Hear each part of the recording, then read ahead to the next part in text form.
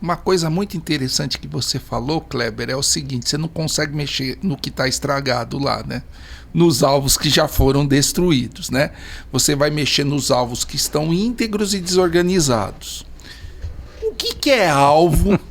Quais são eles? Para que serve eles? O que você vai fazer com os alvos na cirurgia?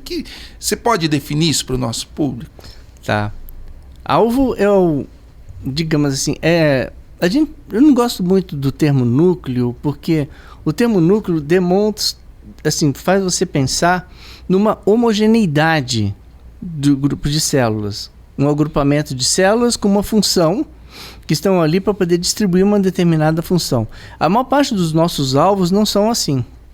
Por exemplo, no núcleo subtalâmico, que é um negocinho desse tamanho, 1 centímetro, ele tem funções cognitivas, ele tem funções de proteção contra excitabilidade paroxística do cérebro, ele tem vias que vêm dos nervos, captado dos nervos, caminham pela medula e são responsáveis por manter o equilíbrio postural estático e também conexões que provocam o tremor, que provocam a rigidez, que provocam a lentificação dos movimentos e que provocam essas flutuações motoras.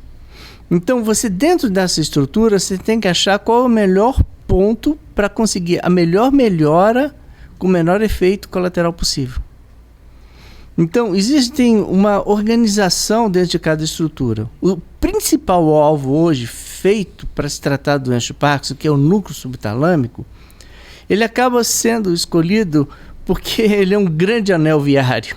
Ah, entendi. Ele é um grande anel viário que concentra o tráfego de informações que chega de diversas estruturas, que ali essas informações elas são reprocessadas, são reprogramadas, cuja função principal de reprogramação dessa via motora vem da substância negra que está degenerada na doença de Parkinson. Então, essa organização está totalmente deturpada. Você vai organizar o trânsito ali. Você vai organizar o trânsito ali e dar prioridade. Você é o agente da CT. O que o Kleber falou é muito importante. O núcleo subtalâmico, ele faz parte dos circuitos neurais da motricidade do corpo, da cognição, né? Circuitos neurais da dor, inclusive, né? E circuitos neurais do humor e atenção. Então, o núcleo subtalâmico, né? Isso. E por isso que o estimular o núcleo subtalâmico acaba melhorando vários dos aspectos da vida de um paciente que tem doença de Parkinson. Então, Kleber, você está lá no núcleo, você falou aí o primeiro alvo, eu vou organizar o trânsito no núcleo subtalâmico. Só que o núcleo subtalâmico não é igual em todo mundo, como você falou. Não é. Você tem que personalizar. Como é que é essa questão de você personalizar o tratamento de um paciente lá no núcleo subtalâmico? Conta aí pra gente. Tá, digamos que você quer chegar num determinado bairro. Você utiliza uma programação, uma programação de orientação espacial, que você vai chegar no país, no estado, na cidade, na região e por fim o bairro. Acontece que chegar no bairro, nessa região onde você realmente precisa estar, demanda aquilo que o professor Raul Marino falou. A neurocirurgia que opera distúrbio de movimento não é anatômica, ela é funcional. Hoje existem instrumentos para você estudar a função daquela estrutura.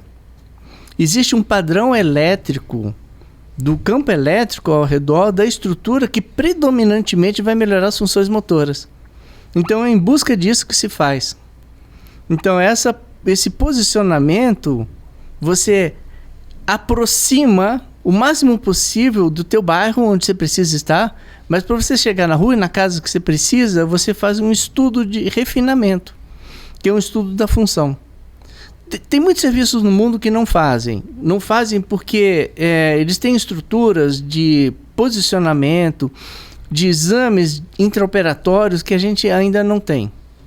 Mas o que acontece é que, atualmente, os resultados com estudos fisiológicos, estudos de função durante o procedimento, em que você mostra ali aquela espícula elétrica, né, do campo elétrico, do campo local ao redor das estruturas neurais que são responsáveis por gerar os sintomas do doença de Parkinson, e é ali que você tem que atuar, você consegue fazer esse estudo durante a cirurgia.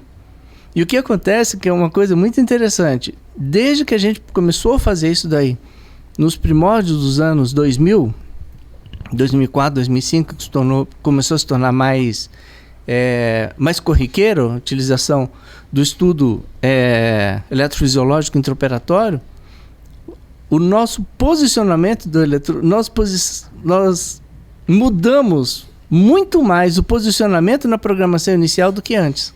Ah, olha só. Porque olha só, quando você faz uma fusão de imagem, uma reconstrução tridimensional, fica belíssimo no computador. Mas aquilo não é o cérebro da pessoa. Aquilo é uma simulação espacial do que é o cérebro da pessoa.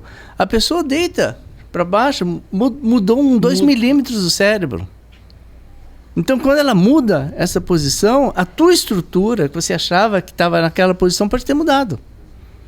Então, quando você faz esse estudo fisiológico, estudo de função durante o procedimento, você faz esse refinamento para poder atuar na área em que tem mais a função motora e evitar, muitas vezes, atuar em áreas em que, se você, por exemplo, for numa posição errada no núcleo, você vai fazer com que essa pessoa tenha muito mais comportamento compulsivo. Ah, olha só.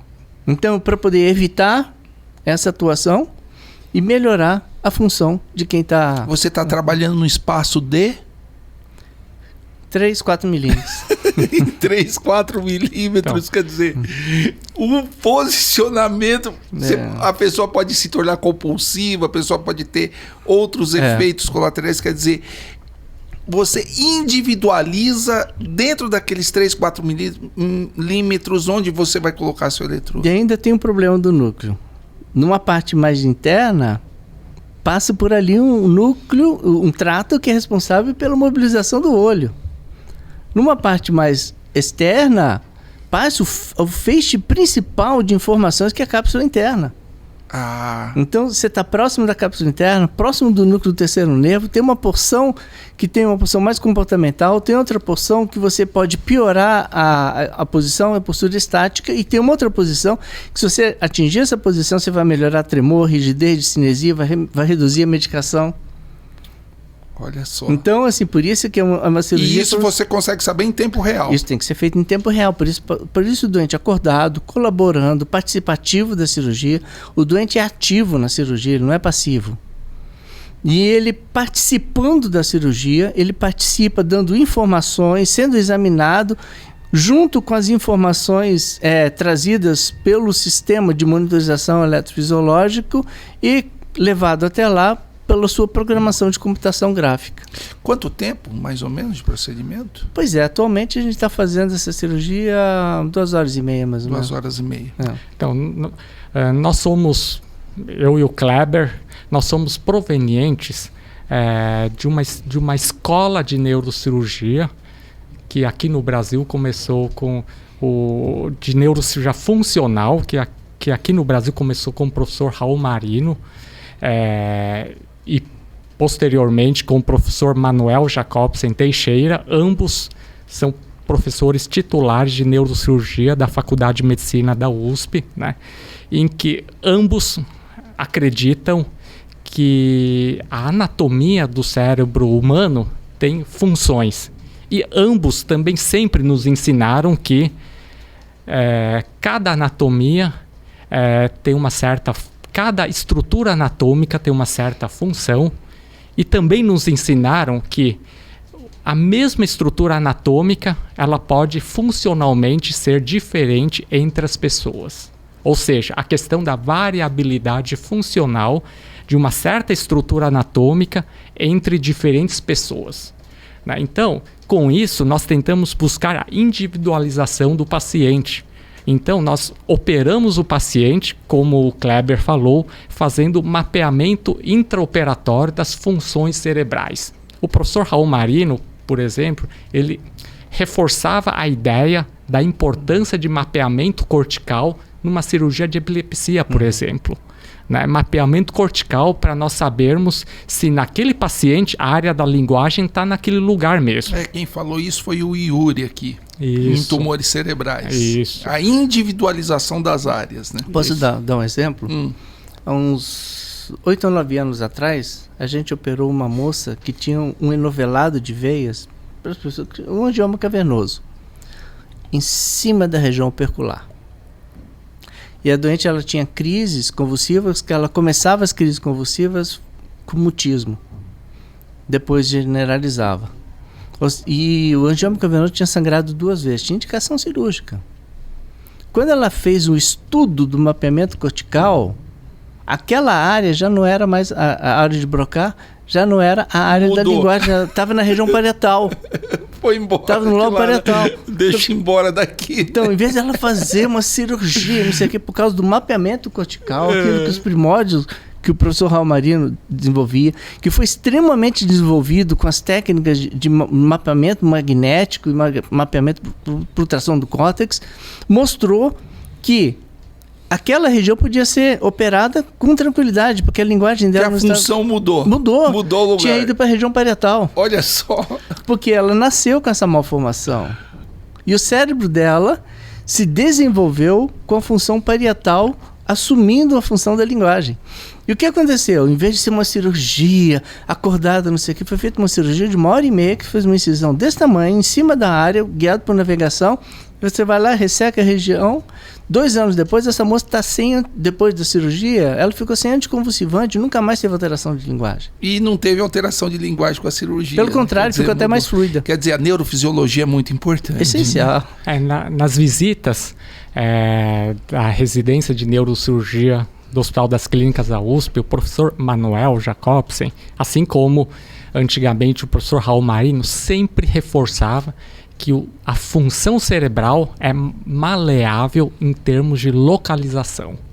Ou seja, a questão da plasticidade neural.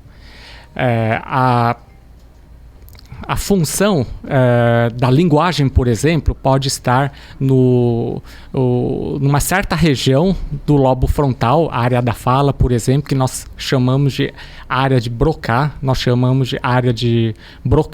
pode estar numa certa área e, dependendo do paciente, dependendo da idade, dependendo do tempo da doença, porque tem que dar tempo também para o cérebro mudar de lugar também, a função, né? E dependendo dependendo do tratamento, tipo fonoaudiologia, etc., né? Treinamentos psíquicos, etc., nós podemos mudar de lugar. A área da linguagem, por exemplo, pode mudar de lugar.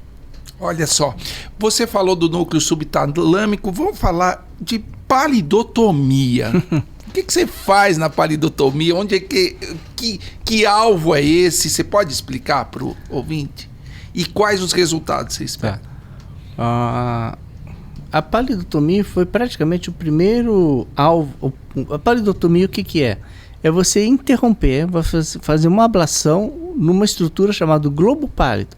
Mas não é em todo o globo pálido. Existe o globo pálido externo, existe o globo pálido interno. É na porção medial do globo pálido interno, em que você faz uma ablação daquela região. Que pode ser feito por radiofrequência, pode ser feito por radiocirurgia, né, aplicando radiação ionizante focalizada, e atualmente o grande método, que é a ablação por ultrassom de alta intensidade. Você interrompe aquelas células que fazem parte da programação motora. Você interrompe uma via que é uma via que está deturpada em pessoas que têm algumas distúrbios de movimentos, como na doença de Parkinson, melhorando principalmente os sintomas de maior lentificação, como a lentificação dos movimentos, né, a bradicinesia, como ele falou, e a rigidez. Ah, olha só. Melhora menos o tremor, porque a maior parte das células que geram o tremor não passam por aquela via. Se bem que secundariamente essa via ela pode se modificar, pode se degenerar e algumas pessoas tardiamente melhoram. A palidotomia ela foi o primeiro grande alvo dos anos 1950 para se tratar esses sintomas de doença de Parkinson. O que acontece?